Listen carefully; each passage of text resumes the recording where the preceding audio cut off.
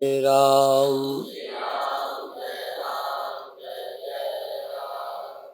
सच्चिदानंद भगवान की, सनातन धर्म की। बहुत संस्कार आप सब में हैं, फिर भी उनका विश्लेषण करें तो आप कठिनाई में पड़ेंगे। जैसे छोटे में हम सभी अपनी इंद्रियों का उपयोग करते थे, आँख, नाक, कान, नाक, मुंह, त्वचा, छोटा बच्चा करता है। पर एक समय यदि उससे पूछो इंद्रियां कितनी होती हैं तो गिनती भी नहीं बता सकता और अलग अलग नाम भी नहीं बता सकता। ये भी हमको पढ़ाया गया।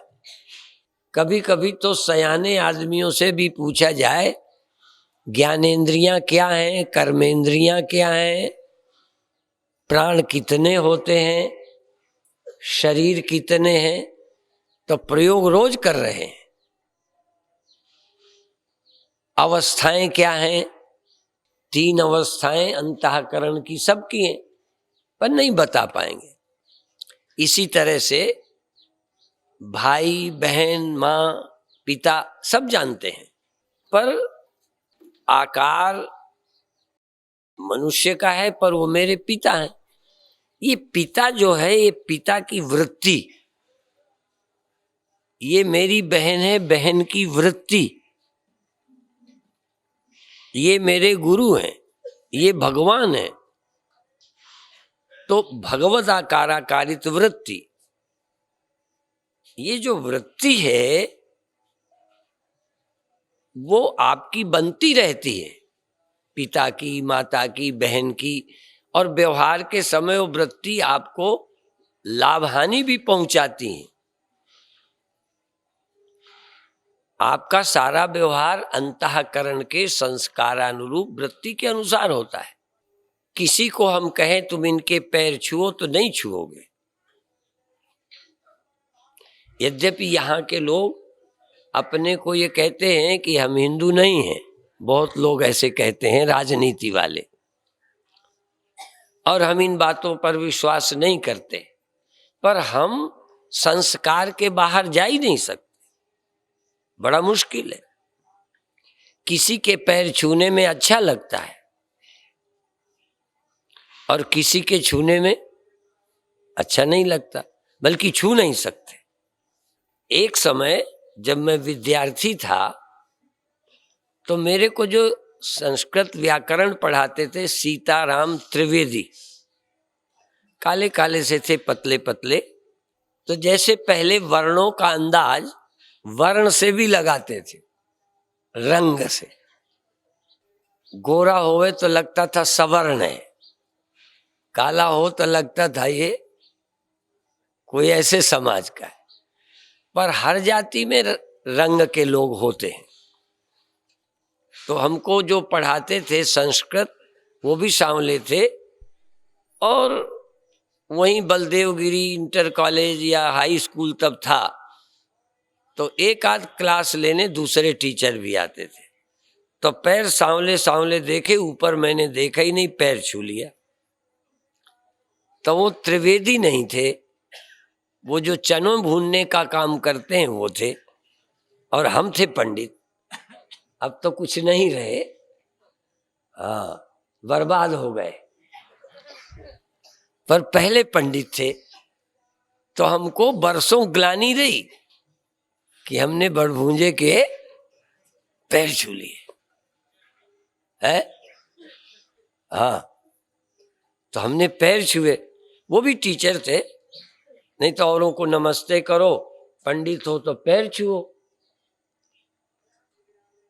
तो पैर छूने की ग्लानि रही, जैसे हमारी पंडिताई चली गई। ब्राह्मण होकर हमने अमुक के पैर छुए। इसी तरह किसी को छू लें तब तो स्नान करते, और हमारे गुरुदेव छुआछूत के मामले में थोड़ा वैसे भी कहते थे। कई बार वैष्णव वैसे लोग होते हैं, अब तो फर्क बहुत हो गया, खाते समय भी बाएं हाथ को जरा बाहर रखा जाता था, मेहतर को ही नहीं, हाँ, बाएं हाथ को भी, ये भी मेहतर ही समझो।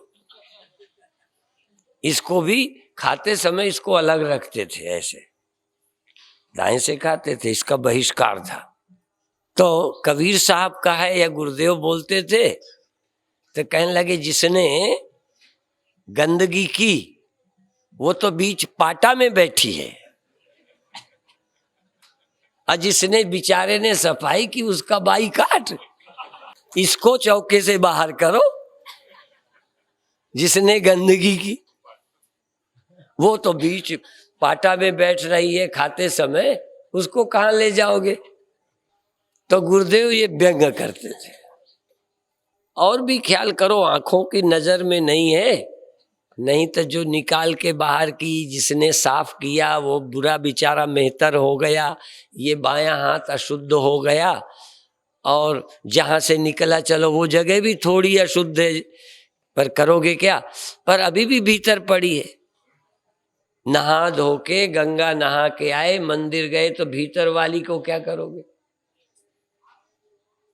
तो जो नजर आ गई वो गंदगी जो नजर नहीं आ रही धरे हो। तो एक समय ये संस्कार था, और वो भी जगत हित के लिए, अपने संस्कारों को बलिष्ठ रखकर कई बुराइयों से बचने के लिए। क्योंकि यदि संस्कार विहीन हो जाओगे तो फिर सभी चीजें चली जाएंगी, हम फिर जानवर हो जाएंगे। जानवर भी नहीं होना, जानवर जैसी समता नहीं चाहिए। अध्यात्म की समता में और जानवरों की समता में बड़ा फर्क है। संसारी भी सब स्त्री पुरुषों को बराबर समझते हैं। कामी के लिए सभी स्त्रियां समान, कामी स्त्री के लिए सभी पुरुष समान, कोई रिश्ता विश्ता ऊंच नीच नहीं। इसीलिए काम की प्रबलता के लिए लोग ये भी बोलते हैं कि भूख न जाने बासा भात, नींद न जाने टूटी खाट, और काम न जाने जात को जात। और यदि बिना काम वासना के कोई कहे तुम अपवित्रता मत मानो, छुआछूत मत मानो, बड़े बड़े ज्ञान से जो जातिवाद नहीं मिटता, काम वासना से मिट जाता है। तमाम ठाकुरों के घर, पंडितों के घर शूद्राणियां रहती रही, उनके बच्चे हुए, मालूम है लोग। इसका मतलब प्रबल वासना में जैसे जाति आदि के भेद मिट जाते हैं, ऐसे ही विशुद्ध राष्ट्र प्रेम हो तो भी सब कुछ मिट सकता है। क्या जाति है, राष्ट्रहित के लिए जाति। जरा सा वासना के लिए तुम जाति को छोड़ देते हो, रिश्तों को लात मार देते हो, परिवार को और धर्म को छोड़ बैठते हो, तो राष्ट्र के लिए यदि थोड़ा पाप ही करना पड़ जाए। अर्जुन यही तो कह रहा था कि युद्ध से पाप लगेगा। हाँ, कई बार लगता है कि जहां लगना चाहिए पाप तहां तो लगता नहीं। अब देश के लिए तुम्हें लड़ना पड़े तो पाप लग जाएगा। पहले जब हम प्रवचनों को जाते तो कई हमारे परिचित कहो या शिष्य कहो, कई ब्राह्मणों ने हमसे कहा हमें भी उधर ले चलो पंजाब। जैसे कई बार अभी कई लोग कहते हैं हमें भी अमेरिका ले चलो। तो वेलरी तो ये कहती है कि हम अमेरिका छोड़ के यहाँ रहे, तुम अमेरिका जाने की सोचते हो। जब यहाँ के कपड़े देखती है तो वेलरी बोलती है कि हम इंडियन कपड़े पसंद कर रहे हैं, तुम अमेरिकन पसंद करते हो। तुम्हें अपने कपड़े अच्छे नहीं लगते। तो पंडित कहने लगे हमें भी पंजाब ले चलो। तब पंजाब ही जाते थे, विदेश तब नहीं जाते थे। हमें भी ले चलो। तो हमने कहा वहां तो जाति कम मानते हैं। गुरुओं का प्रचार हुआ, गुरुओं ने जाति मिटाकर एक मंच पर राष्ट्र को खड़ा करने की चेष्टा की। इसलिए कई गुरु गोविंद सिंह को पंडित नहीं मानते थे, पंडित बुरा मानते थे कि हमारा सारा धर्म ही नष्ट किए दे रहे। चूंकि मुकाबले के लिए सारा देश के ही लोग ना हो तो तुम कैसे लड़ोगे? मुट्ठी भर लोग आकर तुम्हारे को गुलाम बनाए रहे। जब पंडित पिटते रहे तो ठाकुर न बोले, ठाकुर पिटते रहे तो बनिया न बोले, बनिया पिटते रहे तो शूद्र न बोले, शूद्र पिटते रहे तो पंडित न बोले। हम सब बटे रहे। राष्ट्र हित के लिए जाति नहीं छोड़ी। तो पंडित जी ने कहा हम भी पंजाब चले। तो हमने कहा हम तो सबकी रोटी खाते हैं, वहां तो पंडित भी रोटी मांगते हैं। जैसे अपने यूपी में वाल्मीकि और अन्य कई और लोग रोटी ले आते थे घरों से और घर में खाते थे। तो हमने पहले बार देखा तो हमें आश्चर्य हुआ कि पंडित भी पंजाब में रोटियां ले आते हैं। यूपी में आटा दाल तो मांग लेते हैं पंडित, बना भोजन मांग के नहीं खाते यूपी में। लेकिन पंजाब में बना भोजन भी लोग ले आते पंडित और खा लेते। तो हमने कहा वहां क्या करोगे? जब हमने कहा वहां क्या करोगे, हम तो खाते, कहें वहां हम भी खा लेंगे। तो हमने कहा यदि वहां तुम थोड़े से पैसे या घूमने के लालच में वहां खा लेते हो तो राष्ट्र हित में यहाँ खा लो तो देश का भला हो जाए। पर देश हित के लिए एरिया में नहीं खा सकते, वहां खा सकते। ये आदमी की खोपड़ी। यदि काम में अंधे हो सकते हो तो राष्ट्र के लिए अंधे बन जाओ। बस एक चीज दिखनी चाहिए, राष्ट्र हमारा समृद्ध बने, राष्ट्र हमारा अच्छा बने, उसके लिए अंधे हो जाओ, सब मान्यताएं भूल जाओ। बस एक बात कहो गर्व से, हम हिंदू हैं। हम हिंदू हैं। या हिंदू कहने में कम अच्छा लगता हो तो ये राष्ट्र हमारा है, हम इस राष्ट्र के हैं। जो यहां जन्मा उसे भी राष्ट्र की जिम्मेदारी समझनी चाहिए, चाहे वो किसी मजहब में पैदा हो। इस देश को बांटने और घुड़कने की हिम्मत किसी जाति के मजहब को नहीं होनी चाहिए। इस राष्ट्र की जो चिंता नहीं करे उसे इस राष्ट्र में रहने का अधिकार नहीं देना चाहिए। पर राजनीति में कुर्सी के भी अंधे होते हैं, ऐसे नहीं कामांधे ही नहीं होते, पदांध भी होते। मदांध पदांध, पदों के लिए अंधे हो जाते हैं। बस एक कुर्सी दिखती है और कुछ नहीं। जैसे कामी को अपोजिट बस स्त्री या पुरुष दिखता है, जाति आती दिखनी बंद हो जाती है कामातुर को। इसी तरह से क्षुधातुर को भोजन दिखता है, फिर नहीं दिखता कि ये कहाँ बना है कहाँ नहीं बना। ऐसे ही राष्ट्र भक्तों को भी अंधा हो जाना चाहिए, एक राष्ट्र दिखे और कुछ नहीं दिखना चाहिए। ऐसे ही ब्रह्मज्ञानी को ब्रह्म दिखे और दिखे ही नहीं।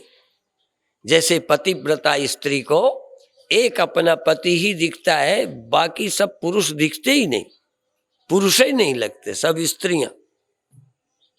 उत्तम के अस बस मन माही, सपने आन पुरुष जग नहीं।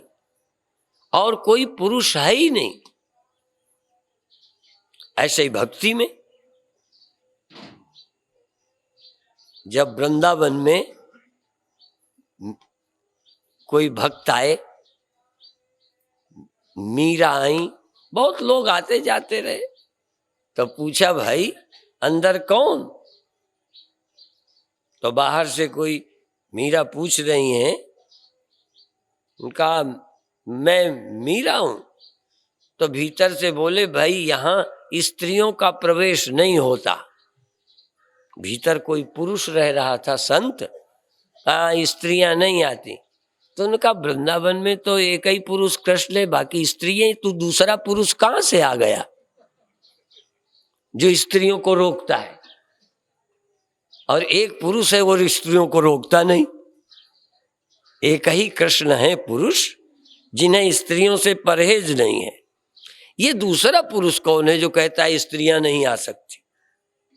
अर्थात उत्तम कोटि के भक्तों को भगवान के सिवा कोई पुरुष ही नहीं है, पर लगन हो, जरूरत हो। कई लोगों के काम रहता है पर काम मर्यादा में रहता है, वो जाति नहीं छोड़ पाते। मर्यादा के नाते यदि कहें तो वो काम जिसमें जाति नहीं टूटती, ऐसे भी लोग हैं। और ये जो लव वाले हैं, जाति आति की सीमाएं सब तोड़ देते हैं, लव मैरिज वाले नहीं मानते। तो जैसे वासना की प्रबलता में मान्यताएं टूटती हैं, ऐसे ही भक्ति की प्रबलता में भी प्रकृति के नियम टूट जाते हैं। कौन क्या है? भगवान के रूप है। इसीलिए परम ज्ञान की अवस्था में ब्रह्ममय संत देखते हैं, और दोनों ही हैं। यदि भक्ति या ज्ञान प्रबल होता है तो परमात्मा के सिवा कोई और चीज वस्तु है ही नहीं, सचमुच नहीं है। अभी तो तुमको लगता होगा कि हमें ब्रह्म की भावना करनी है। क्यों करनी है? क्योंकि जगत सच्चा लगता है, इसलिए ब्रह्म देखना है। जैसे तुमको छुआछूत मिटानी है। क्यों मिटानी है? क्योंकि छुआछूत है, हमारी खोपड़ियों के लिए है, इसलिए मिटानी। और जिनके ख्याल में है ही नहीं, वो क्या मिटाए? तो जिनकी दृष्टि में जगत दृष्टि पहले थी, उनको ब्रह्म दृष्टि करनी है, ब्रह्म देखना है। जिन्होंने मिट्टी के बर्तन पहले देखे, उन्हें मिट्टी की भावना करनी है। यदि ठीक ठीक देखें तो बर्तनों की भावना कर ली गई है, असल में तो मिट्टी पहले ही थी। भावना बर्तनों की है, मिट्टी की क्या भावना करनी? मिट्टी तो पहले से ही, बर्तन बनाए या मिट्टी, बात समझ में आई ना? तो पर चूंकि हमको बर्तन बर्तन बर्तन खोपड़ी में धस गए, इसलिए बर्तन की भावना निकालनी है और मिट्टी की भावना लानी है। पर यदि और गहराई से देखो तो मिट्टी की भावना भावना नहीं है, बल्कि मिट्टी की ये सच्चाई है। भावना तो घड़े की बन गई। इसी तरह से देह की भावना बन गई है अज्ञानता से। असल में तो आप देह नहीं है, और जगने सोने का भी ख्याल माया के कारण अंतःकरण के अभिमान से आया है। नहीं चैतन्य आत्मा न जगता है न सोता है, नहीं जगता सोता। तो ये ख्याल कैसे करना? चूंकि हमने वृत्ति का विषय उठाया है कि ये बहन क्या है, हाड़ मांस, पर हमारे संस्कार और वृत्ति की ये मेरी बहन है।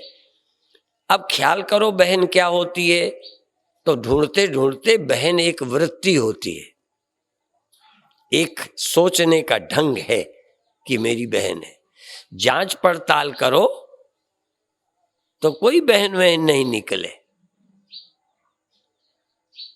इसी तरह से जाति भी, मैंने कहा कि मुझे बहुत दिन ग्लानि रही पैर छूने की। क्या था? एक ख्याल।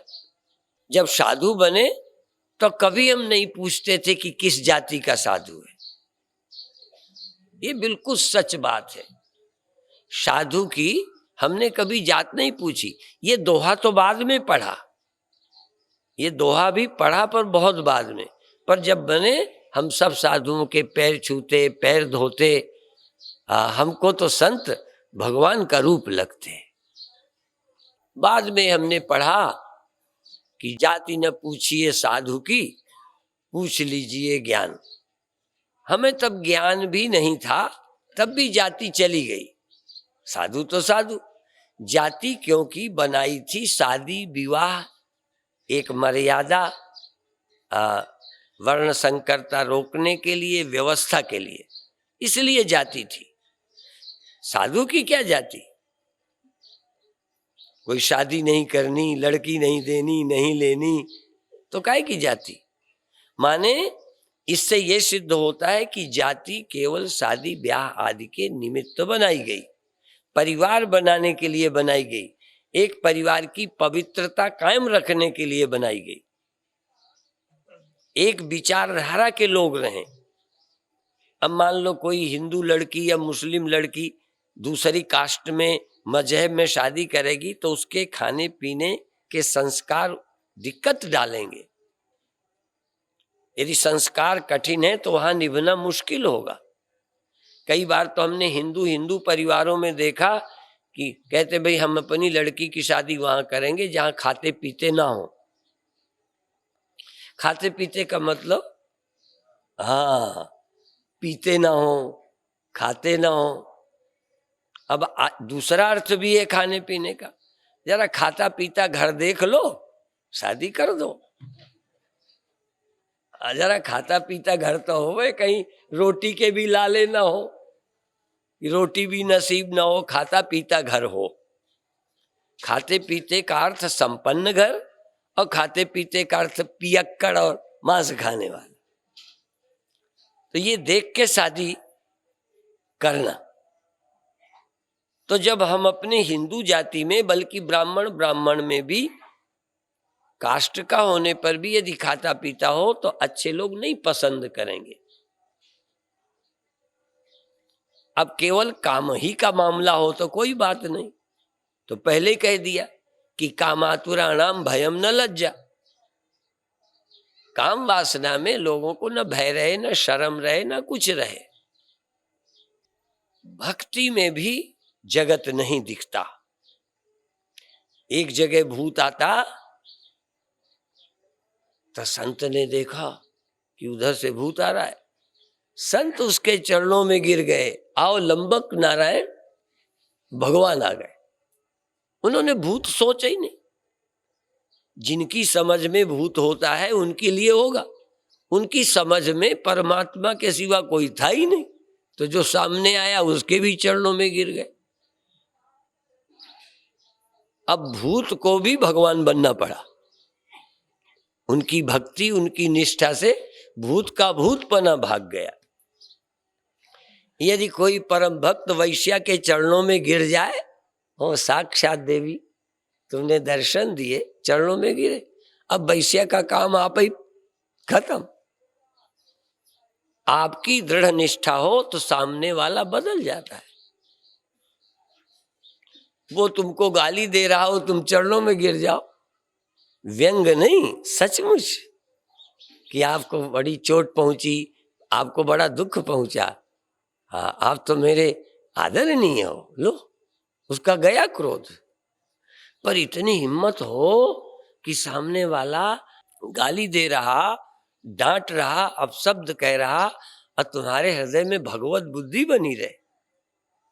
आज गुरु डांट दे तो गुरु गुरु नहीं लगते, भगवान तुम्हारा लड़का मार दे तो भगवान को फेंक आओ। हाँ, कई लोगों ने ठाकुर जी फेंक दिए घर से, और ऐसी कहावत तो बहुत प्रसिद्ध है। एक यादव थे, यादव, अब तो सभी लोग रखते हैं, पर पहले यादव लोग ही जानवर रखते थे, भैंसें रखते थे, और उसकी भैंसें खो गईं। अब घर में ठाकुर जी थे, अब 3-4 दिन तक भैंसें ही नहीं आई, तो रोज भगवान से कहे हम इतने दिन पूजा करते हो गए, तो हमारी भैंसें भी नहीं ला के दे सकते, ढूंढ सकते। और भगवान टस मस नहीं हुए, तो एक दिन क्या करा, उठा के सबको तालाब में फेंक दिया। तालाब में फेंका, उसी दिन भैंसें आ गई। तो फिर ढूंढ के ले आए, कहते पहले ही ढूंढ देते थे, दुर्दशा काय को होती। मनुष्य की कामना पूर्ति ना हो ना तो भगवान भगवान नहीं लगते, मन के हो तो भगवान है। ऐसे ही तुम्हारी बात ना माने ना, अरे देख लिया स्वामी जी को भी, लो गए स्वामी जी। तुम्हारे मन की कर दें, आज स्वामी जी घर चलना है, नहीं टाइम नहीं है, और तुमने कह रखा था स्वामी जी हमारी बहुत मानते हैं, और ऐसे समय पर जब वो लोग खड़े थे और हमने कहा नहीं जाएंगे, अब उन्होंने कहा तुम तो कहते थे हमारी बहुत मानते। हो गई, नाक कट गई। अब जब नाक कट गई, अब गुरुजी लगे। हम तो बड़ा से बड़ा गुरु छांट के इसलिए बनाते हैं कि उनके कारण हमारी नाक भी रहेगी। कोई अच्छा संत नहीं बनाता प्रसिद्ध, प्रसिद्ध संत को लोग गुरु बनाते हैं, मुक्त हो ना हो कम से कम लगेगा कि ये उनके चेला हैं। हमारे गुरुदेव के समय पर चाहे चेले का चेला हो, कोई उससे पूछ लेवे तुम किसके चेला हो, कहते थे बड़े स्वामी जी के, माने ब्रह्मलीन स्वामी अखंडानंद जी, उनके चेला है। छोटे का चेला बनाने में भी अच्छा नहीं लगे। और कई लोग तो हमसे भी जो हमारे चेले के चेले हैं, बाद में कहते हैं हमें सन्यास दे दो। कहा क्यों? बस वही उनका चेला कहना पड़ता है, उनको कोई जानता ही नहीं है। कम से कम हमसे लेंगे तो कहेंगे हम स्वामी परमानंद के चेला। तो हम प्रसिद्ध से मंत्र लेते हैं, उससे हमारी नाक बढ़ जाती है। ज्ञान बढ़ता हो या न बढ़ता हो, नाक तो बढ़ ही जाती है। कौन ज्ञान चाहता है? कौन मुक्ति चाहता है? कौन धर्मात्मा होना चाहता है? बड़ा मुश्किल है। वासनाएं हमें नचाती हैं, नाचते रहते हैं। हाँ, भगवान के नचाए कम नचे, वासना नचाती है। वो एक जगह कोई कीर्तन का वो होता है ना, जवाबी कीर्तन, तो हम कार्यक्रम दिन में सम्मेलन होवे, रात को जवाबी कीर्तन होवे, तो पास ही में सोए थे तो सुनाई पड़ जाए।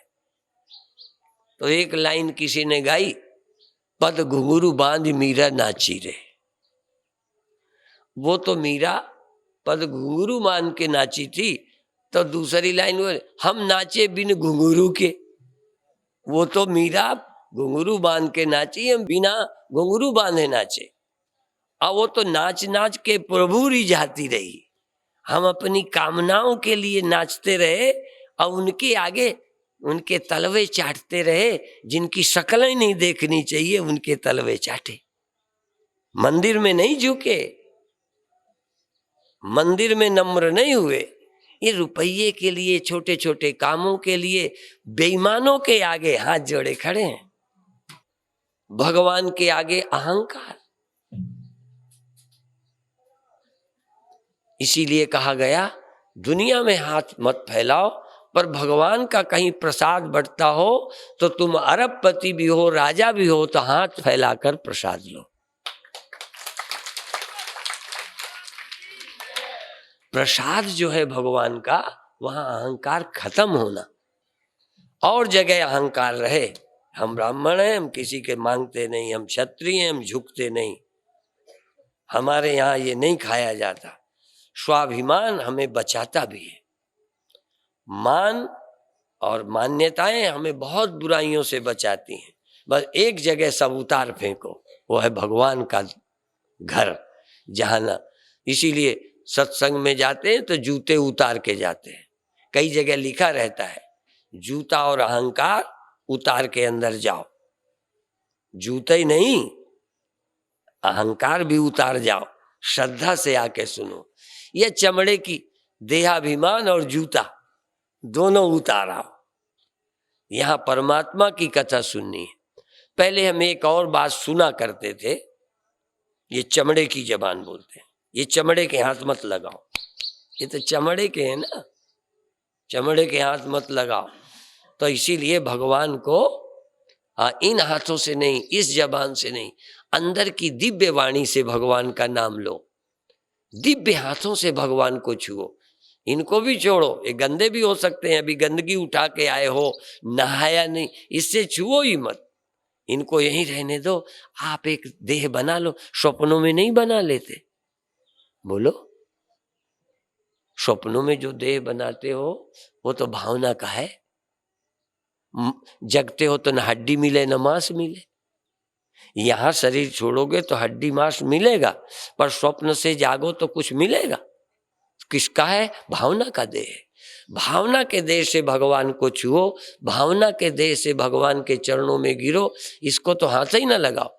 मैं तो कहता हूं हरिजन को ही भगवान के मंदिर में प्रवेश मना नहीं होना चाहिए। जो भी देहाभिमानी है सबको भगवान के मंदिर में प्रवेश मना होना चाहिए।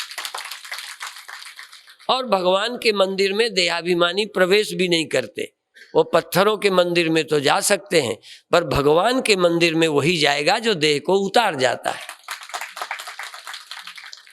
भगवान के मंदिर में देह नहीं, केवल मन जाता है, और मन भी संसारी नहीं, भक्त मन जाता है। इसलिए मन ऐसो निर्मल भयो, जैसे गंगा नीर पाछे पाछे हरि फिरें, कहत कबीर कबीर। मन निर्मल हो जाए, मन भगवान के चरणों में चला जाता है। फिर चाहे साकार में ले जाओ चाहे निराकार में, इस शरीर से क्या ज्यादा महत्व है? ये तो यहीं छूट जाएगा, मर जाएगा, ये हड्डी मांस का बना है, ये क्या भगत होगा? हमारा भाव दे, भाव दे, भावना का दे, भावना के आदमी बनो, भावना की आंखों से भगवान को देखो। इसीलिए ये आंखें बंद करते, ध्यान में क्या करते हो, क्यों बंद करते हो? ये भी चमड़े की आंखें हैं, इनसे चमड़े का ही भगवान दिखेगा। इन आंखों को बंद करो, भीतर की दिव्य आंखें खोलो, तीसरी आंख खोलो, हाँ, थर्ड आई, शिव नेत्र। ये आंख बंद करके अपने भीतर के नेत्र से भगवान को देखो। इन हाथों को रहने दो, भाव के हाथों से भगवान को छुओ, भगवान को आलिंगन करो भाव के देह से, इस देह से नहीं। ये देह यहीं रहने दो, एक नया देह बनाओ, भगवान को लिपट जाओ, एक भाव देह बनाओ, भगवान के चरणों में गिर जाओ। हाँ, भगवान को चाटो, भगवान को चूमो, भगवान को छुओ। हाँ, पर इस देह का नहीं, नहीं तो तुम मूर्ति ही खराब कर दोगे। कुत्ते ही काफी चाट चाट के भगवान के खराब करते रहते हैं, नहीं? एक माता के लड़का हुआ, घी गुड़ कहने लगी, मेरे लड़का होगा देवी मैया तो तुम्हें घी गुड़ लगाएंगे। अब घी और गुड़ तो लगाया है, अब कुत्ता चाट चाट के उनकी आंखें और मुंह सब साफ कर दिए। एक जगह ये हो गया, अंधेरी धुंधरी हो गई। एक जगह शिव जी के मंदिर में कोई गया कि हमारे लड़का हो तो हम पड़ा भेंट करेंगे। अब वो पड़ा भेंट कर दिए, अब ले गया रस्सी से और शिव जी की पिंडी में बांध दिया, पड़ा भेंट किया था, लड़का हो गया। अब पड़े को लगी प्यास, धूप हुई तो लेके चला, तो शिव जी को कड़ी ले लिए चला जाए। अब जा रहे शिव जी को कड़ी ले, अब देवी चिल्ला रही थी कि मैं कानी हो गई, अंधेरी हो गई, चाट चाट कुत्तों ने कर दिया, मेरा कोई ख्याल करो। कहने लगे, तूने वरदान दिया था तो अंधेरी धुंधरी हो गई, पर कम से कम मंदिर में तो बैठी है। अब मैंने तो वरदान दिया, पता नहीं किस गड्ढे में डालेगा जाके। हाँ, वरदान दे के फंसे। और शंकर तो कई बार वरदान दे के फंसे, अकल नहीं आई। वो तो सब जानते ही हो, हाँ, कि वरदान दिया था, भागे भागे फिरते रहे। तो देखो, हाँ, ये शरीर नष्ट हो जाएगा, ये क्या भगत बनेगा, ये जला दिया जाएगा। हाँ, पर ये जगह है, यहाँ आप भजन कर सकते हो, आप करो। आप माने शरीर नहीं, शरीर से करोगे लगेगा यही हम है।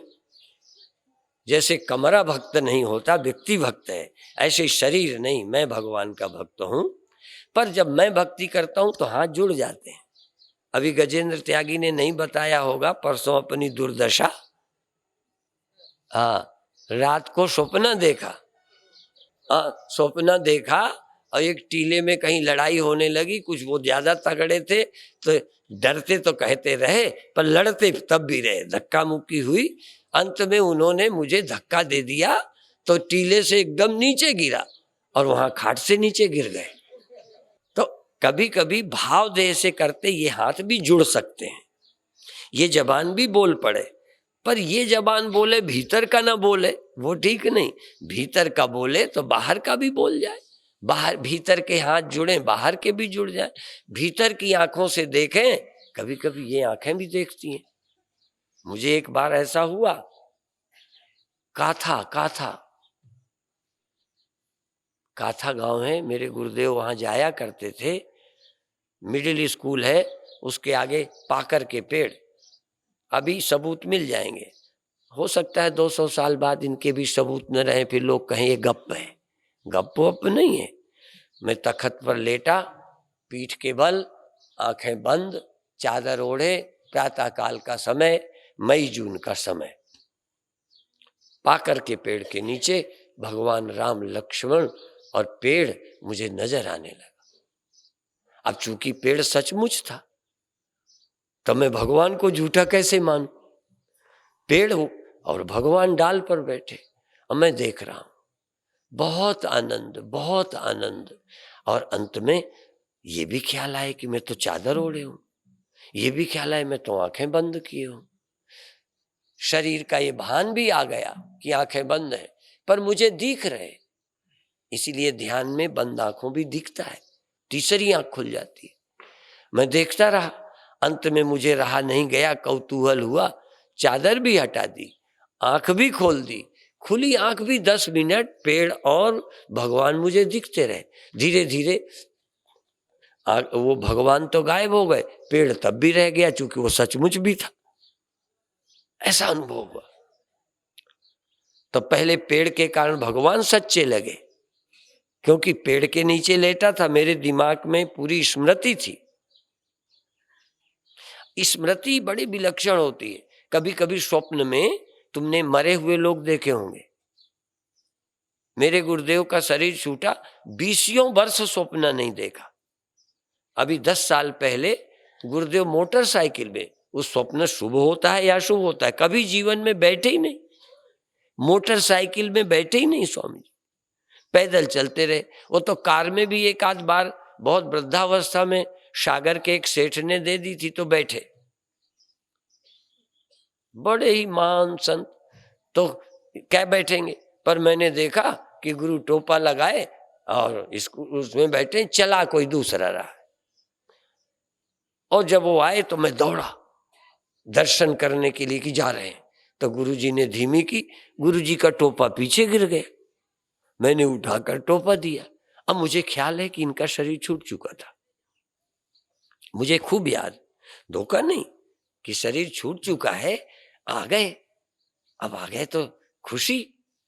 अब ये नहीं लगता था कि ये स्वप्न है या मेरा ख्याल है। ये याद होते हुए कि शरीर नहीं रहा तो आश्चर्य था। इसी तरह आंख बंद, भगवान दिख रहे, आश्चर्य हो रहा कि आंखें बंद है फिर भी कैसे दिख रहा। चादर हटा दी, फिर पेड़ कैसे दिख रहा? चादर ओढ़े आंखें बंद, पेड़ क्यों दिख रहा? इस तरह से भी विलक्षण अनुभव होते हैं, जिनका विश्लेषण तर्क के आधार पर नहीं कर सकते। स्वप्न कैसे हो जाए, क्या एक्सपीरियंस हो जाए, एक्सपीरियंस भरोसे के नहीं है। मरा आदमी तुमको आया दिख जाए, आ ही नहीं सकता। इसी तरह से और भी स्वप्ने होते हैं। स्वप्न में अपनी मृत्यु दिख जाए और अपनी मृत्यु को आप देख के दुखी हो रहे हैं, कैसे सच हो सकता है? इसी तरह से और बहुत सारे स्वप्ने हैं जो संभव है। इसीलिए कई लोग तर्क करते हैं तो तर्क में उनकी संगति नहीं होती। एक हम दृष्टांत बहुत बार सुना चुके कि एक अध्यापक था, तो वो बच्चों को जब पढ़ावे तो बच्चे पूछे इसका क्या मतलब हुआ, ये कैसे मान ले? कहीं लिखा हुआ है, ये लिखा है मानो। बच्चे कहीं लिखा है तो क्यों मान ले? आखिर इसकी सच्चाई का कोई और सबूत तो समझाने आए नहीं, लिखे को प्रमाण माने। तो कई लड़के चिढ़ गए। एक विदेश की औरत किसी संत का लेक्चर सुन सुन के उकता गई। एक दिन वो चर्च में प्रवचन कर रहे थे, वही पुरानी बातें घिसी पीटी जैसे मैं बोलता रहता हूं ना, ऐसे बोलने लगे। तो विदेशी महिला नंगी हो गई चर्च में और जोर जोर से नाचने लगी। लोगों ने कहा पुलिस को बुलाओ, किसी ने कहा चलो हटाओ, अब क्या पुलिस को बुलाना। पर उससे बाद में पूछे तूने नंगे होकर क्यों नाचना शुरू किया? क्या मैं इसका प्रवचन सुन सुन के बोर हो गई, वही बातें करते रहते, इसलिए इसको बोर करने के लिए मैं नंगी हुई, लज्जित करने के लिए। तो इसी तरह से बच्चे चिढ़ गए अध्यापक से, जब को लिखा है, ये देखो ये लिखा है, समझाते हैं नहीं। तो जब उन्होंने कहा लिखी बात प्रमाण होती है, तो बच्चों ने एक दिन पत्र लिख दिया, पोस्ट ऑफिस में डाल दिया, पंडित जी आपकी धर्मपत्नी विधवा हो गई। अब वो लिख दिया, चिट्ठी मिली स्कूल में, मेरी पत्नी विधवा हो गई, बड़े उदास हो गए। अब वो उदास होकर के प्रिंसिपल को कहा कि मुझे चिट्ठी दे दो, मेरी पत्नी विधवा हो गई। तब प्रिंसिपल सोचने लगा कि ये बना हुआ है, क्या तर्क की बात मत करो, लिखा हुआ है। अब वो प्रिंसिपल ने सोचा चलो चाहे झूठ सही सही सही छुट्टी मांगते हैं तो दे देते हैं, चले। अब रास्ते पे लौटे, गांव का एक आदमी मिला कि आज बीच टाइम से कैसे लौट आए, दोपहर का टाइम है, छुट्टी का नहीं, क्यों लौट आए, छुट्टी हो गई? कहीं छुट्टी तो नहीं हुई, तुम्हें नहीं मालूम, इसी गांव में रहते हो? कहने लगे क्या? कहने मेरी पत्नी विधवा हो गई। तब उन्होंने कहा तुम बने हो, तुम्हारी पत्नी कैसे विधवा हो जाएगी? नहीं माने और आगे चले। इतने में कोई और स्त्री मिल गई। उसने कहा कि कैसे आ गए? उनको भी कहा मेरी पत्नी विधवा हो गई। अंत में बहन मिल गई, तो बहन सचमुच आई, तो उसने बोला, तो विधवा थी। कहने लगे क्यों भैया कैसे चले आए? कहने मेरी घरवाली पत्नी विधवा हो गई। तो बहन ने कहा भैया कैसे विधवा हो जाएगी, तू बना रहा? कहन मैं बना रहा, फलानी विधवा हो गई, मैं बना रहा, तू विधवा हो गई। तब मेरे रहते यदि पत्नी विधवा हो गई, इसमें आश्चर्य क्या है? तब बहन ने सिर मारा, ऐ जाने दो, पागल है। अब घर गया, तब पत्नी ने पूछा, कहने लगे तू क्यों चला आया? कहने लगे तू विधवा हो गई है, तुझे पता नहीं, तू विधवा हो गई। तो तर्क काम नहीं करे स्वप्न में, एक्सपीरियंस में तर्क नहीं काम करता। आप उड़ जाओ तो सच लगेगा, आप दुखी हो जाओ तो सच लगेगा, आप मर जाओ, आप मुक्त हो जाओ, कोई एक्सपीरियंस आपको हो सकता है। जिंदा रहते मरने का एक्सपीरियंस हो सकता है, बिना दुखी हुए दुखी होने के एक्सपीरियंस हो सकते हैं, बिना लूटे पीटे लूट पीट सकते हो। आप जिन अनुभवों को बड़ा महत्व देते हो, अनुभव ही एक है जो प्रामाणिक नहीं है। सबसे झूठ है यदि दुनिया में कोई तो अनुभव, और आप अनुभव को सच माने जा रहे हो। अनुभूति प्रमाण नहीं है, बल्कि अनुभूतियां अप्रामाणिक हैं। अनुभूति मात्र स्वप्न है, अनुभूति मात्र झूठी है, और जो अभी तक अनुभव किया ये अनुभव ही झूठे हैं, यही तुम्हें नहीं लग रहा। जन्म मरण दुख जो कुछ तुम्हें अनुभव हुए ये सब माया मात्र है, स्वप्न है, एक्सपीरियंस है, केवल एक्सपीरियंस। तुम जन्मे नहीं हो, आत्मा न जन्मी है, न आती है, न जाती है, पर एक्सपीरियंस आने का, जाने का, जन्मने का, मरने का, छोटे होने का, अलग होने का हो रहा है, हो रहा है अनुभव। आप अनुभव के ही आधार पर जीवित हो। और वेदांत सबसे पहले कहता है अनुभव ही प्रमाण नहीं है, अनुभूति प्रमाण नहीं है, शास्त्र प्रमाण है। शास्त्र क्या कहता है उसके अनुसार सोचो। आप अपनी अकल से सोचोगे तो ऐसे ही मरते रहोगे। तुम्हारी अकल तो कहती है ये जीवन है, ये मौत है, ये सुख है। जिसमें स्वप्न में सुख नहीं, उसमें सुख भासता है। जिसमें इतनी अपवित्रता है, कामी को अपवित्रता नहीं लगती, कामी को अपवित्रता नहीं लगती। मनुष्य जानवर हो रहा है। मैं उदाहरण नहीं दे सकता, कोई जो तुम्हें एक्सपीरियंस है वो क्या है, जो अपने एक्सपीरियंस को झूठा कर दे। केवल सच्चा है तो वो जिसके ये सारे एक्सपीरियंस है। उमा कहां मैं अनुभव अपना, अनुभव अपना, सत हरि भजन जगत सब सपना। सारे एक्सपीरियंस झूठे, केवल जिसके ये अनुभव है ये अनुभव ही सच्चा है, आत्मा ही सच्ची है, सब झूठा है। इसलिए अनुभव प्रमाण नहीं है, एक्सपीरियंस प्रमाण नहीं है। एक्सपीरियंस तुमको होता है इसने हमें बड़ा दुखी किया है, यही तो झगड़े। अब तुम्हें एक्सपीरियंस हुआ कि सास हमें खाए जा रही है, बहू सास को रहने नहीं दे रही, नचा रही है, ये जो आपको एक्सपीरियंस है ये आपकी कंडीशनल है। जहां खड़े हो वो अनुभव है। जब हम स्वप्न में खड़े हो जाते हैं सारे स्वप्न के अनुभव सच्चे होते हैं। जहां हम जागे स्वप्न के सारे एक्सपीरियंस झूठे निकले। ये जगत के अनुभव भी जो हुए हैं, जन्म के, मरण के, जीवाध्यास, पुण्य और पाप, हानि और लाभ, ये सारे एक्सपीरियंस झूठे। एक चैतन्य आत्मदेव ही सच्चा है, एक चैतन्य ब्रह्मदेव ही सच्चा है, एक चैतन्य आदि और अनंत, अनादि और अनंत है। बाकी सभी चीजें शादी और शांत है, शादी और शांत। सब कुछ प्रारंभ और समाप्त होने वाला है। एक ही चीज कभी प्रारंभ नहीं हुई और कभी समाप्त नहीं होती, उसका नाम है परमात्मा, जो प्रारंभ नहीं हुआ, आदि और अंत रहित, बेअंत है और अनादि है, आदि नहीं है। भले तुम्हें संसार का आदि नहीं मिलता पर इसका आदि है।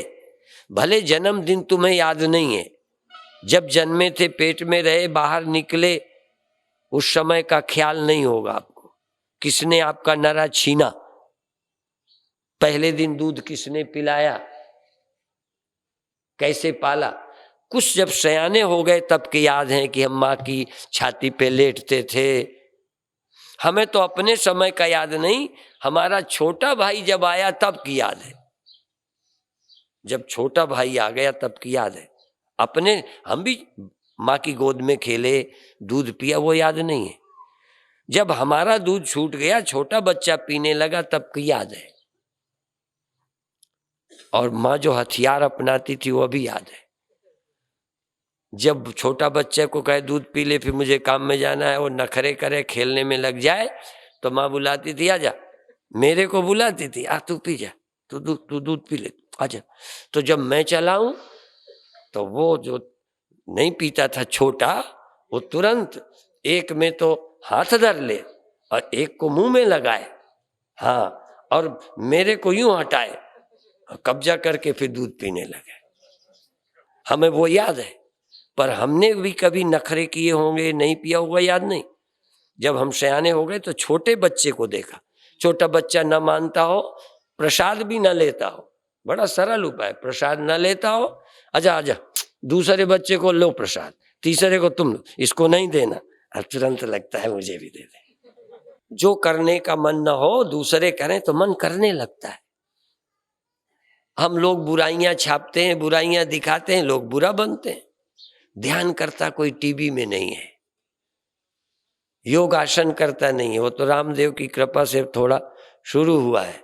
अच्छाइयां टीवी में नहीं दिखाई जाती, बुराई दिखाई जाती है, वही बच्चे सीखते हैं। वो बच्चों को खाते दिखाएंगे टीवी में। अब छोटे बच्चे देख के गए, मम्मी हम यही खाएंगे, ये वो खाएंगे, ये नहीं खाएंगे घर का बनाया, वो खाएंगे। बच्चे वही खाते हैं, वही मांगते हैं। इसलिए जगत का निर्माण करने के लिए दिखाई भी वही देना चाहिए जैसा हमें बनाना हो, जो खिलाना हो। समाज का निर्माण करना वही देखने को मिले, बाकी देखने को न मिले। मेरे एक गुरु भाई, ये ऋषियन का जंगल है, ऋषियन, इधर रहते थे, कई साल वहां एकांत में बिताए। वहीं मांग के खा लेना या सामान रखना, रोटी बना के खा लेना। जहाँ जंगली जानवर रहते थे, सुरक्षा की ठीक जगह भी नहीं थी, उस गुफा में वहां बने रहे। एक बार हम और एक प्रेमचंद, हमारे शिष्य कहो, मित्र कहो, छोटे कहो, हम घूमते घूमते वहां मिलने गए। फिर सड़क पे उतरे, पैदल पैदल गए, जंगल, रात को डर लगे। तो वहां एक बार देवरावा बाबा भी गए। देवरावा बाबा घूमते गए, तब वो हमारे गुरु भाई जीवन स्वामी वहां रहते थे। वो रात में रहे, रात में रह के जब सुबह चलने लगे तो जीवन स्वामी उस समय भजन में नहीं बैठे थे। तो उन्होंने कहा कि आप यहाँ ध्यान में बैठ जाओ, भजन में बैठ जाओ। तो स्वामी जीवन ने ना की कि मैं ध्यान में नहीं बैठूंगा, मैं ध्यान में बैठूंगा तो आप चले जाएंगे। तो कहने लगे तुम ध्यान में न बैठो तब भी चला जाऊंगा, चूंकि मुझे तो जाना ही है। पर मैं इसलिए कहता हूं कि तुम ध्यान में बैठ जाओ तब जाऊं, कि जब मैं जाऊंगा आपको ध्यान में बैठा देख के जाऊंगा, तो जब इस जंगल की याद आएगी, ध्यान करते एक महात्मा मेरे ख्याल में आएगा, ख्याल में वही आता है। तो मैं चाहता हूं कि जब भी जाऊं मुझे यहां ध्यान करते महात्मा याद में आए। हमारे लिए ऐसे चित्र हों कि हम कहीं जाएं हमको अच्छे चित्र ख्याल में आए, स्कूल के अच्छे ख्याल में आए, दफ्तर के अच्छे चित्र ख्याल में आए। पर होता क्या है, वातावरण बिगड़ गया। हम तीर्थ में आए तो लोग अच्छा काम करते, ध्यान करते, भजन करते, पूजा करते, पाठ करते, तो आप याद भी क्या करोगे, फिर वही याद ही करना पड़ेगा। जब हम देख के ही गए जंगल में संतों को ध्यान करते, भजन करते, आरती पूजा करते, तो ख्याल क्या करोगे, वही करोगे। और अभी हमने मरते देखा, जन्मते देखा, दुखी देखा, तो यही ख्याल में आता है। स्वप्नों में क्या आता है, यही। यदि जागृत में अनुभव होने लग जाए कि मैं चैतन्य हूँ, आत्मा हूँ, ब्रह्म हूँ, ये मन और तन ख्याल मात्र हैं, और मैं ही मन से अतीत हूँ, मन के पार हूँ। मन पैदा होके खो जाता है, मैं चैतन्य आत्मा हूँ। मन का अज्ञान में लीन होना, ये राज बहुत गहरा है। यदि समझ सको, स्थूल और सूक्ष्म दो शरीर हैं। सूक्ष्म के बिना स्थूल का पता नहीं चल सकता। सूक्ष्म की तीन हालतें हैं। एक तो ये जब इसके साथ आता है, सूक्ष्म उस समय जब ये नहीं होता तब भी कल्पना का संसार खड़ा करता है, और वही सूक्ष्म शरीर गहरी नींद में जाता है, अज्ञानता में चला जाता है, जहां ज्ञान नहीं रहता। उस अज्ञानता में जाने से ये मन का नाश नहीं होता। जैसे दिखाई देने वाला वृक्ष यदि छिप जाए, कहां कहां छिप जाए, बीज में। वृक्ष का बीज में छिप जाना माने समझो बच गया, अब वो लौट आएगा, छिपने नहीं देना। ऐसे ही ये हमारा सूक्ष्म शरीर अज्ञानता में कारण शरीर में छिप जाता है, दोबारा फिर आता है। यदि ये कारण में न जाए, कारण पैदा ही नहीं, सूक्ष्म शरीर चला जाए और कारण नहीं, तो कारण का अंत हो गया। रस्सी का सांप खोए, सोए नहीं। हाँ, रस्सी का सांप अंधेरे में भी सो जाता है, नहीं दिखता, गायब हो जाता है, नहीं नजर आता, पर रस्सी भी नजर नहीं आती। माने सांप अज्ञान में चला गया, सांप अंधेरे में चला गया। अंधेरे में गया सांप नहीं मरता, प्रकाश में मरेगा। बात समझ में आई? यदि ये मन तुम्हारा ज्ञान में जाए तो वहां मन होगा ही नहीं। होश पूर्वक यदि तुम चेतन में जाओ और मन ना हो तो मन मर गया, सोया नहीं, खोया नहीं, छिपा नहीं। अभी हमारा मन सूक्ष्म शरीर गहरी नींद में छिप जाता है, दोबारा फिर आ जाता है। मौत में छिप जाता है, फिर आ जाता है। अव्यक्त में चला जाता है, फिर व्यक्त हो जाता है। इसलिए अनादि काल से ये सूक्ष्म शरीर प्रकट होता रहा, छिप जाता रहा, समाप्त नहीं हुआ। ज्ञान मन की समाप्ति है, इसलिए मन का अंत करे सोई संत। मन को मारना है, और मन मरेगा ज्ञान से। रस्सी के सांप को लाठी से भी नहीं मारना, रस्सी देखो सांप मर जाए, और रस्सी न देखो सांप मर जाए तो मरा लगेगा, मरेगा नहीं। अंधेरे में यदि सांप गायब होगा तो फिर पैदा होगा। अंधेरे में नहीं छिपने देना सांप को, इस मन को अंधेरे में नहीं जाने देना, इस मन को अज्ञानता में नहीं जाने देना। ज्ञान में रख कर के इसकी हड्डी पसली ठीक करनी है। जागे रहकर, सजग रहकर इस मन को गायब कर दो। यदि जागे रहकर इस चैतन्य में रहकर मन को थोड़ी देर गायब कर दो, थोड़ी देर रस्सी रहे और सांप न रहे, साफ रस्सी है सांप नहीं, सांप है सांप नहीं है, सांप है सांप नहीं है, ये दो हालतें। सांप है दिखता है, सांप नहीं दिखता, लेकिन रस्सी नहीं दिखी। ऐसे जगत दिखता है, मन है मन नहीं है, कब? नींद में। लेकिन वहां ब्रह्म नहीं है, नींद है, वहां आत्मा नहीं है, अज्ञान है। इसलिए मन दो तरह से गायब होता है, अज्ञानता में भी और ज्ञान में भी। यदि ज्ञान द्वारा मन का अंत होगा तो फिर ये पैदा होना बंद हो जाएगा, वासनाओं का क्षय होगा और आज नहीं कल सदा के लिए ये समाप्त होगा, न रहेगा बांस। हाँ, ये है मोक्ष। थोड़ी देर को मन को गायब कर देना, कहीं लगा लेना काफी नहीं है। आप किसी में लगा लो तब भी मन है, सुला दो तब भी है। केवल सत्य हो, चेतन तो हो और मन ना हो, रस्सी तो हो सांप ना हो, साक्षी तो हो स्वप्न ना हो। एक और बात है, स्वप्न ना हो जगत हो तब भी स्वप्न ही हो गया, स्वप्न गया जगत आ गया। असल में संसार ना हो, केवल आत्मा हो। यह है ध्यान। इस सत्य को खोजना जिससे जीवन धन्य बनता है।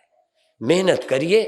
हाँ, है तो कठिन, आसान तो नहीं है, पर कौन सा काम कठिन जग माही, जो न हो तात तुम पाई। तुमसे हो नहीं सकता।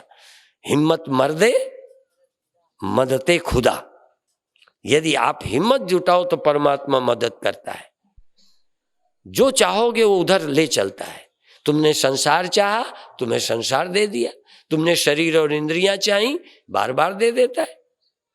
तुम मोक्ष चाहोगे तो इसमें भी मदद मिलेगी, समाधि लगेगी, ध्यान लगेगा। अब आप आंख बंद करो, 5 मिनट ध्यान करो। आंख बंद करिए। जो है, जो दिखता है, आप ये मत कहो कि ये नहीं है। जो घड़ा दिखता है कहो हाँ है, पर उसे भी देखो जो घड़े में है। मकान देखो पर मकान में जो है उसे देखो। लहर भी है, ना मत करो, पर उसमें और कोई रहता है जिसके कारण लहर है। इसी तरह से आंख क्यों देखती है? क्योंकि आंख में तुम हो। कान क्यों सुनते हैं? क्योंकि कान में तुम हो। ये मिट्टी का बर्तन क्यों काम आता है? कैसे पानी भरता है? क्योंकि मिट्टी उसमें बनी रहती है। यदि वो निकाल ली जाए तो घड़ा खो जाएगा, पानी नहीं भर सकता। ये सारे काम प्रकृति के जो हो रहे हैं, जासु सत्यता ते जड़ माया, भाष सत्य इव मोह सहाया। एक चैतन्य की सत्ता से ही सारे लोग जीवित हैं और सक्रिय हैं। ये इंद्रियां तुम्हारे कारण है। तुम्हारे माने देह के कारण नहीं, देह भी तुम्हारे कारण है, इंद्रियां भी तुम्हारे कारण है। ये मन भी तुम्हारे कारण है। तुम ही केवल अकारण हो। पानी सब लहरों में है, और जहां लहरें नहीं है, लहरों के बीच में खाली जगह में जहां लहर नहीं वहां भी पानी है। जहां बर्तन है वहां भी मिट्टी, जिस जगह बर्तन नहीं है वहां भी मिट्टी बिना बर्तन की भी है। ऐसे ही शरीर जहां है, इंद्रियां जहां है, मन जहां है, वहां भी चैतन्य आत्मा है। ये भ्रम है तुम्हें कि जहां मन है वहीं केवल आत्मा है। यही पहला भ्रम है कि आत्मा परिच्छिन्न है, सीमित है। केवल यही आत्मा है, यही आत्मा है, यही आत्मा है जहां मन है। यही मैं हूं जहां मन अहंकार है। नहीं, जहां अहंकार नहीं है, मन नहीं, वहां भी मैं। जहां मन अहंकार है यहां भी मैं इस देह इंद्रिय मन और अहंकार में भी हूं, और जहां मन बुद्धि अहंकार नहीं है तब भी हूं, तहां भी हूं। भाई इतना ही जानना है। यही ज्ञान है, यही वेदांत है। जहां मन है तब भी हूं, जब मन नहीं है, देह अकेला पड़ा है, उस देह में भी हूं। जहां देह मन इंद्रियां हैं तहां भी हूं। जहां ये शरीर और मन इंद्रियां नहीं है, पशु नहीं है, पेड़ नहीं है, वहां पर भी उस पदार्थ में भी मैं हूं। और जहां कोई पदार्थ नहीं है, न शरीर है, न इंद्रियां हैं, न मन है, न अहंकार है, तहां भी मैं हूं। क्योंकि उस आत्मा से अहंकार पैदा हुआ, महातत्व हुआ। पहले प्रकृति से, पुरुष से, उस चेतन से प्रकृति प्रकट हो गई। प्रकृति से 3 गुण प्रकट हो गए, महातत्व प्रकट हो गया, अहंकार प्रकट हो गया, मन बुद्धि इंद्रियां प्रकट हो गई, और सब कुछ प्रकट हो गया। पर हम वहां थे जहां ये कुछ भी न था। हम तब भी थे जब कुछ न था, जब कुछ न था तब भी हम थे। आहा, कौन हम? ये पैदा हुआ हम नहीं। जब कुछ न था तब हम थे, कुछ न होता तो हम होते। जब कुछ न था तब हम थे, कुछ न होता तो हम होते। भ्रमाया मुझको होने ने, न मैं होता तो क्या होता।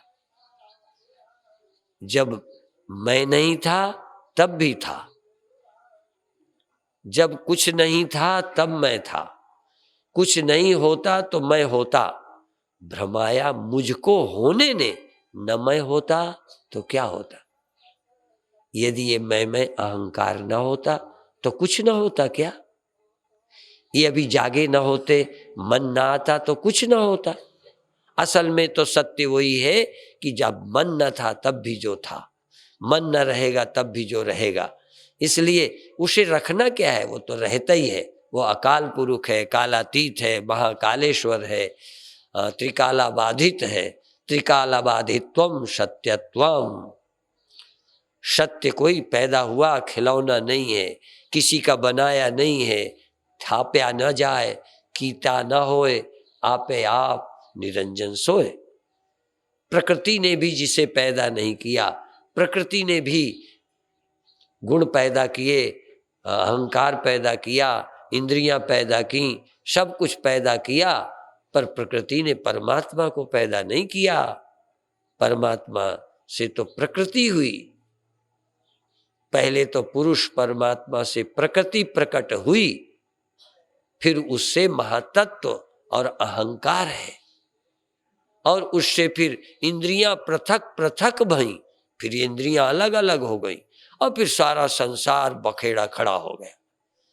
जैसे खड़ा हुआ वैसे ही लौटा दो, जैसे ताला बंद किया वैसे ही चाबी उल्टी घुमाओ खुल जाएगा। जैसे आए ऐसे इनको खत्म करो और निर्विकल्प निर्द्वंद आत्म चैतन्य में विश्राम करो। इतना ही कहकर अभी समाप्त करते हैं। ओम शांति शांति शांति।